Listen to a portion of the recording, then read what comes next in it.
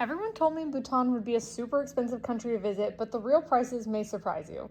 We spent a week exploring the Kingdom of Bhutan, learning about local life, and hiking to the famous Tiger's Nest Monastery.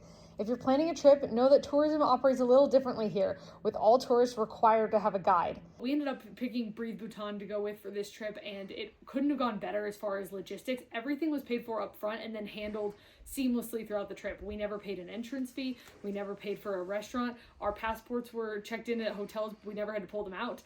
They checked in for our flights for us. I mean, they made it really, really easy. And also driving here would be insane. These roads are not for the weak. And I'm so grateful that we had an excellent driver the whole time. I'm gonna break down exactly what we spent on this trip because I think Bhutan gets a rep of being a really expensive place to visit, and I think the actual prices may surprise you. So first of all, Bhutan does have a sustainable tourism fee that they charge all tourists. So it's $100 per person per day that you're in the country.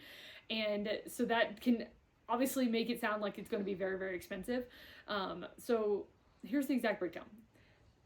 The STF costs $600 per person for our trip here. I guess it's based on number of nights you're here.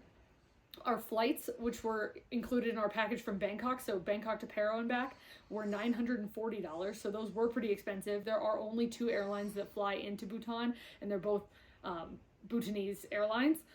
We were able to use points to cover all of our flights to Bangkok, and we were all flying from totally different places. So for the purposes of this video, I've just included the cost that we paid Breathe Bhutan directly. Our visa processing fee was $40.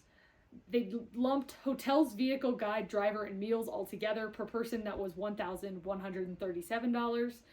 Entrance fees to various sites, $75.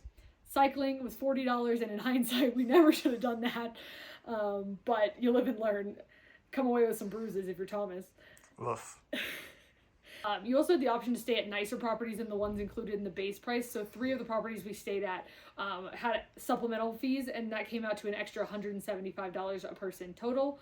And then there was a wire transfer charge for the whole payment that was just $50 for the group. So in total, that came out to $3,057, which is not inexpensive, of course, but in terms of how much we've spent on other comparable trips and what you get for that cost, I think it is very in line with what you would expect and not overly priced. Hopefully this helps. Let me know in the comments if you have any other questions. Be sure to also check out our full video of our week in Bhutan to understand what makes this such a special country to visit.